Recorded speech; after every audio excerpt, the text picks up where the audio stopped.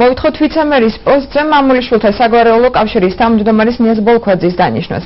ამ მოწოდებით დღეს ქართული ოცნების აქტივისტების ნაწილი ბათუმის მერიასთან შეიკრიბა. მათ ვიცე-მერის ორ ვაკანტურ თანამდებობაზე კანდიდატების კონკურს გარეშე დანიშვნა გააპროტესტეს ისინი თვლიან, რომ აჭარაში საკადრო პოლიტიკა კვლავ კლანური სისტემით ხორციელდება. მერიასთან შეკრებილებს დღეს ბათუმის მერი ჯამალ ანანიძე შეხვდა და აღნიშნა, რომ კონკურსი ვიცე-მერის თანამდებობაზე მას შემდეგ გამოცხადება, რაც საკრებულოს შესაბამის გადაწყვეტილებას მიიღებს. მისივე განმარტებით რამდენიმე დღის წინ ვიცე-მერის თანამდებობებზე ზურაბ პატარაია და რუსლან ქორიძე დროებითი მოვალეობის შემსრულებლებად დაინიშნენ.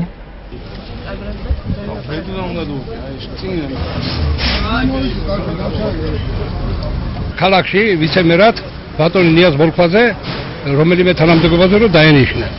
ამას ვითხოვთ მთლიანად ბათუმის მასა ყველა.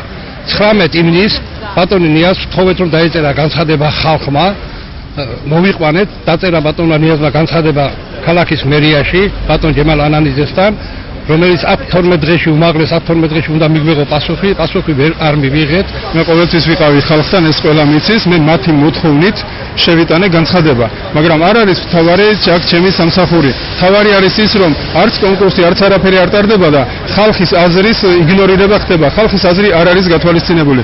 როგორც ჩანს, ალბათ ისევ ძველებურად კლანური სისტემით ხდება საკადრო პოლიტიკის შერჩევა, ალბათ როგორც ჩანს.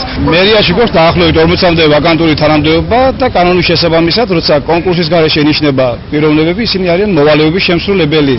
ასე რომ მათ შორის მერის მოადგილეებიც და როგორც კი საკრებულოსგან მიიღებთ თანხმობას, რომ ჩატარდება კონკურსი, ყველა მათგანი, არა მარტო მერის მოადგილეები, სპეციალისტები, სამსახურის უფროსების დაექვემდებარება კონკურსს.